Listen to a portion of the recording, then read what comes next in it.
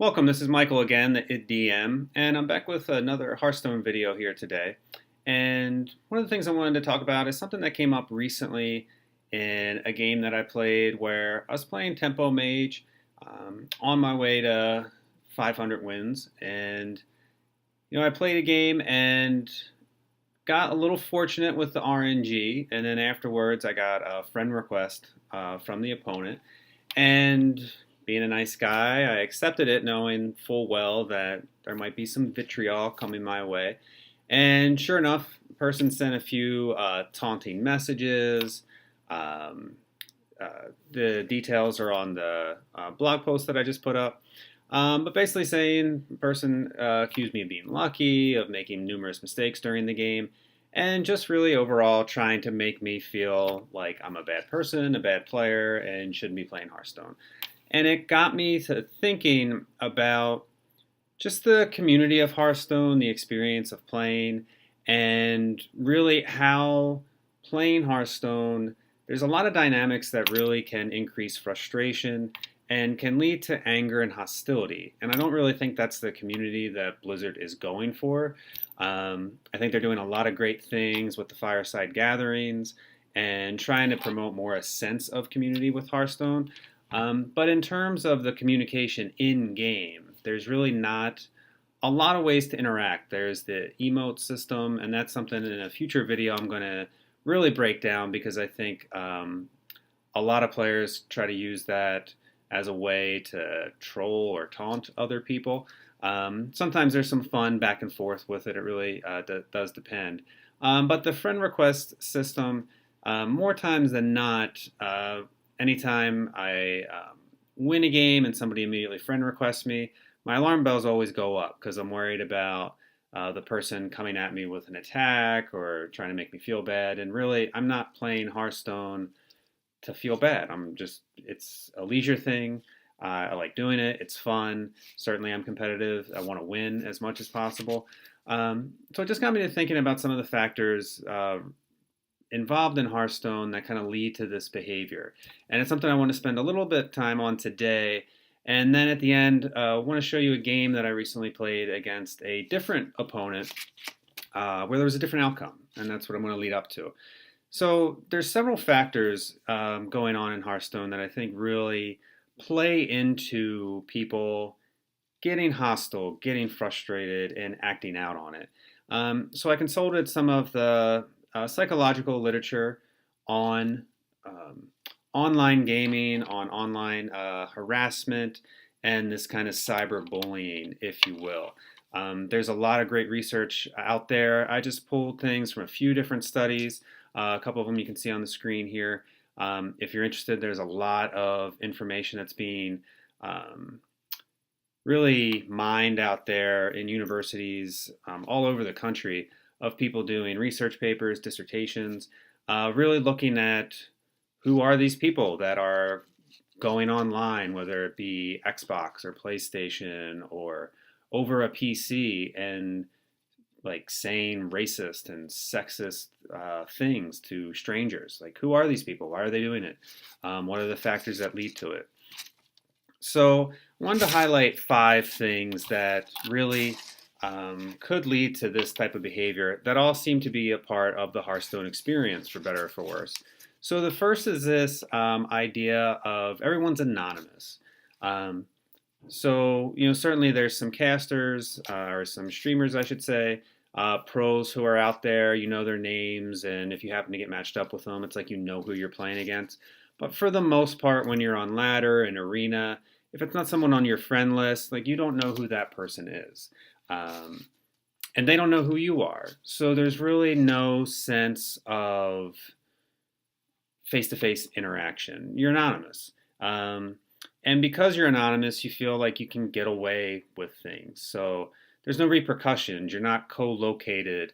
And what I mean by that is, like, you're not in the same room playing somebody face-to-face. Like if you were sitting at a table and playing Magic the Gathering or Monopoly, like, you see the person that you're playing against.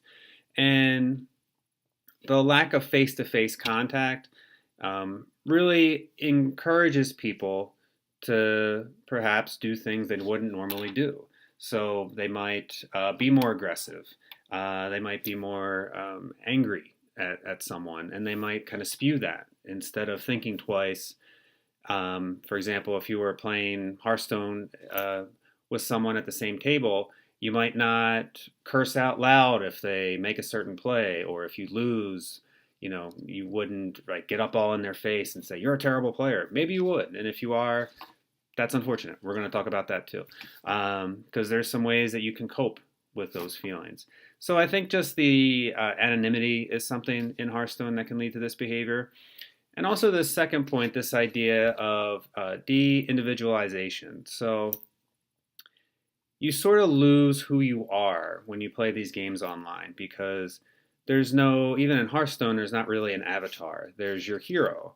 And there's only so many heroes in the game. And I think in a lot of ways, you almost make judgments about the person you're playing against based on what hero or what deck they're playing. Um, and so you even see this on Reddit threads and on Twitter and other places where, you know, people who play face hunters are a certain type of person, which is ridiculous. There's a wide range of people that play face hunter. There's a wide range of people that play secret paladin, as you'll see in the video coming up. So we make judgments on the information that we have. And the information we have is, what cards is the person playing? How lucky or unlucky does it seem like we're getting or they're getting? We make our mind leaps to all these judgments of, oh, this person's playing an aggro shaman deck. Like, how cheap. Like, I can't believe this. And you start generalizing. You start making up all these ideas about who this person might be. So when you lose your sense of self and you don't really know who the other person is, you start to fill in the blanks. And I think the blanks that a lot of people go to are sort of the stereotypical gamer who, and this is not me making this up, this is research that I've asked people, tell me who the most common gamer is a defensive, white, heterosexual male, and that's what people tend to think they're playing against. And if you think you're playing against a defensive white male, then you might think less of them. You might think they're, this sniveling person in their mom's basement, and you can't believe you're losing to this person. And you make these judgments, and it's just kind of human nature. It's what we sometimes do. So I think that's very much present in Hearthstone. I think, because you don't have a lot of information about the person you're playing with, you fill in the gaps, and it's just easy to get mad at someone who you don't really know about. The next factor with Hearthstone that I think is very much related to this behavior is the kind of involvement that goes into playing this game. I think Hearthstone requires, certainly there's elements of randomness, but there's also quite a bit of a strategy involved, and there's rewards for more involvement in the game. So the more you play, the more quests you can complete. If you come in every day and complete your quest, you get more gold. When you get more gold, you can buy more packs. When you buy more packs, you get more cards. When you get more cards, you can build better decks. The more you get involved with the game, the more the game rewards you. So it's very much this behavioral reinforcement where if I play for 5 minutes, I get a little bit of a reward. Maybe I can play a game. If I play for an hour, I can play a lot of games, and maybe I get some rewards and get some new cards, and it feels good when I win. So that sense of involvement, the time you spent playing the game, just the fact that you're invested in Hearthstone makes you more likely to be aggravated if you lose or you devote some time to Hearthstone and you're not playing well.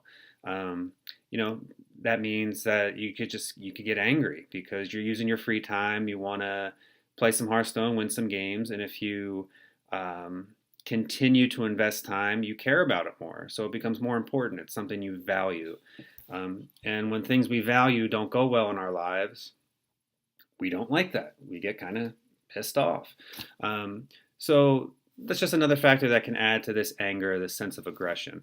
Definitely, Hearthstone is a competitive environment. It's right in the name, it's a competitive collectible card game. So every time you boot up Hearthstone, if you're playing a game, there's going to be a winner and there's going to be a loser. And You know, if you're a good player, maybe you only lose 20 to 30 to 40% of the time. And if you're a bad player, you're on the other end of that.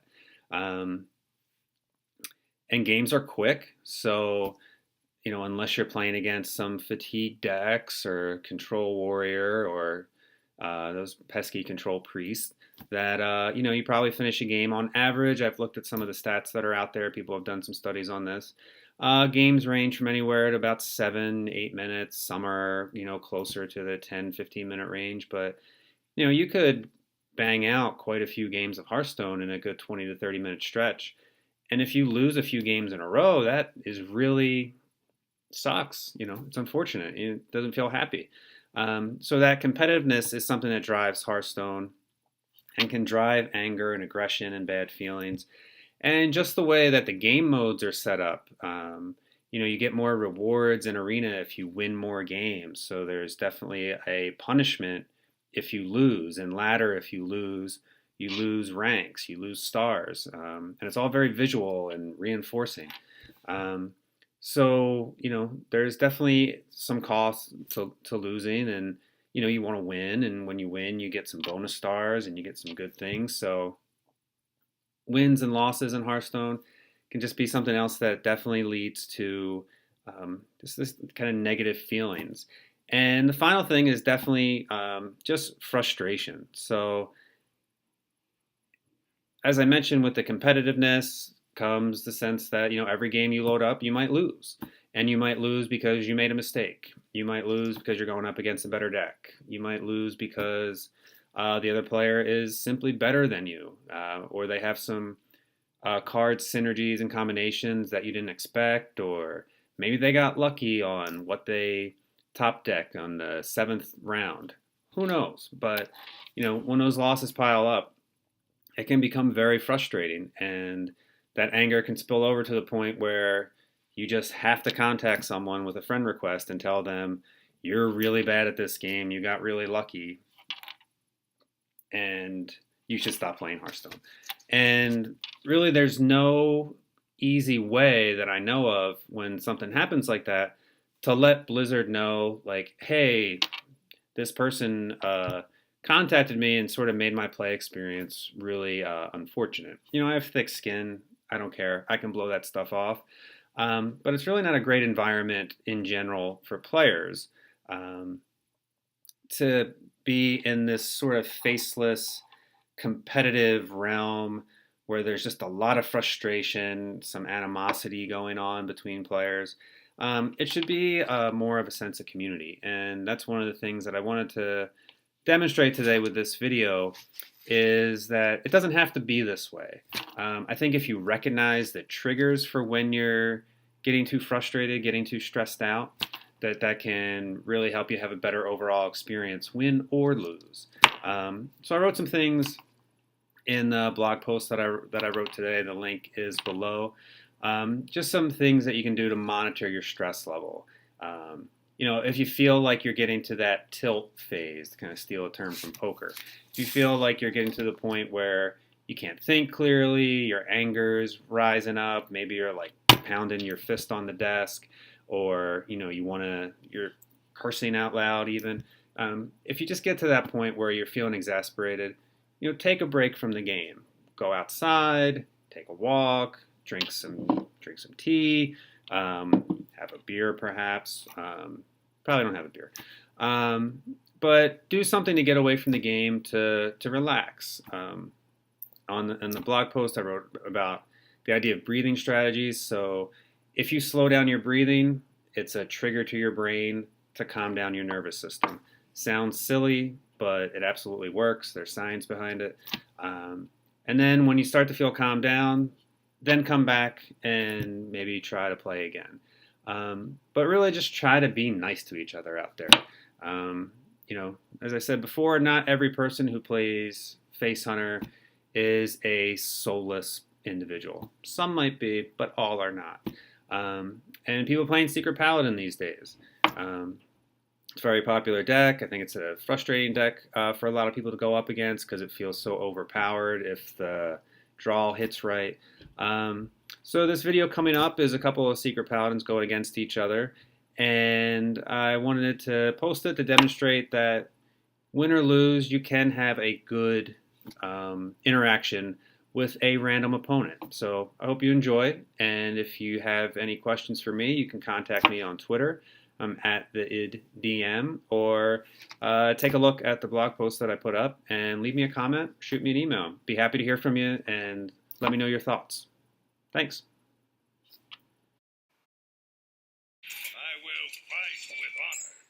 So it looks like we have a secret paladin versus possibly a secret paladin. Might come down to who gets the best draws.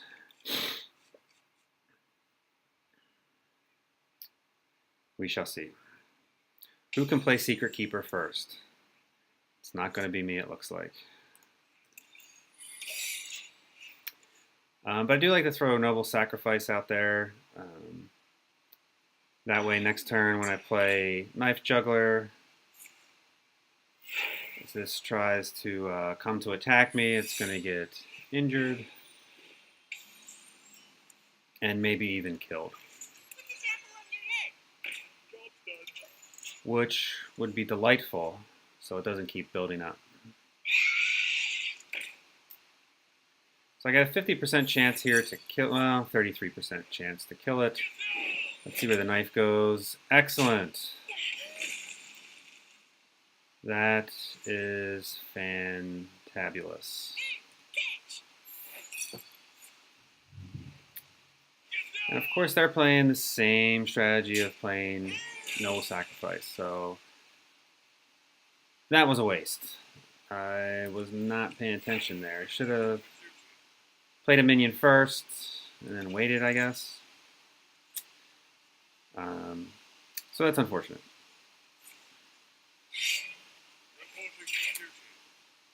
Yeah, definitely a mirror match here. Next turn I can play Shredder and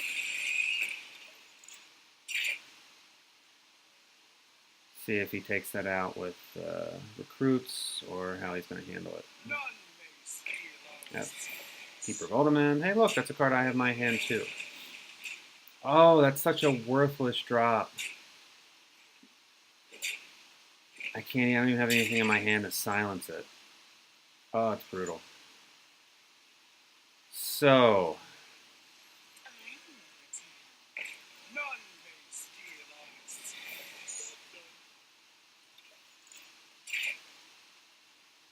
at this point I have to hope that they don't have Mysterious Challenger right away on turn 6, unless I'm able to top deck one myself.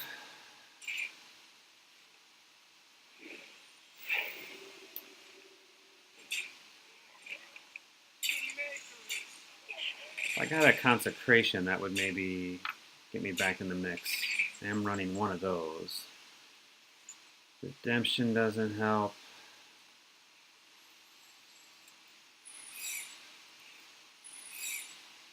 I don't really want to play a recruit because I don't want Redemption to trigger another recruit. That doesn't help me at all. Just testing for secrets. So, yeah, you can really see how that mistake very early on with the Knife Juggler, how kind of not paying attention that they had a secret up, really set me back here.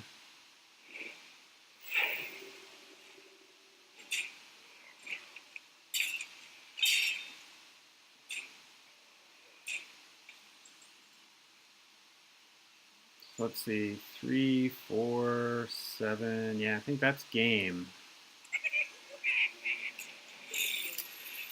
But like I said, win or lose, we're going to send this person a friend request. Just say good game and see if they reciprocate. And definitely from this game, I learned that I need to pay attention to what I'm doing instead of trying to be a step or 3 ahead of myself. Because there it cost me. Because there, once I lost that Knife Juggler, it sort of set that game off in a direction that was not favorable for me at all. Um, so, that person is playing a very similar deck, might almost be the same exact deck that I was running. And when you have those mirror matchups,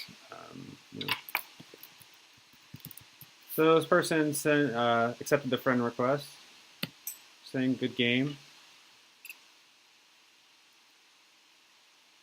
And let's see how they respond.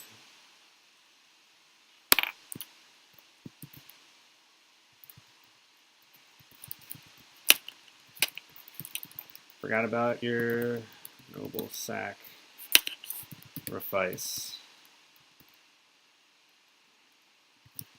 It was all downhill from there.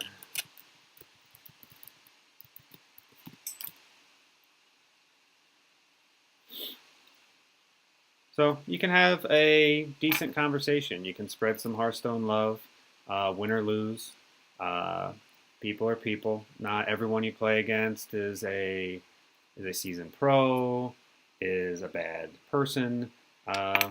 People are out there just trying to have fun. So don't be afraid to, you know, send a friend request, accept one. If someone is a jerk, then move on with your life. You have better things to do. Um, so yeah, so there's an example of a game that I played with a deck that's pretty successful on ladder. One mistake early on kind of derailed things for me. Uh, Got a nice person now on my friend list, so if I need to spectate a match, or um, I got one more person that I could maybe ask questions to about Hearthstone, spectate, maybe bang out that quest, get a free pack here and there. So yeah, don't be afraid to be civil. If you take a loss, don't take it really personally. So he wrote back and said, make a cheat sheet. Oh yeah.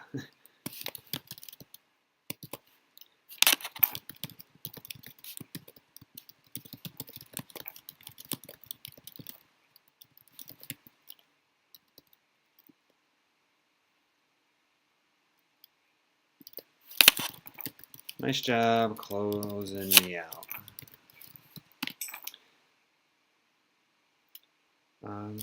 So there you have it. You can have a civil discussion after you lose. You don't have to write to somebody and tell them, you were so lucky, or I can't believe that you played this game, like blah blah blah. So give it a try. Next time you're playing a game on ladder or in the arena, win or lose, send somebody a friend request. Strike up a conversation. You never know where it'll go.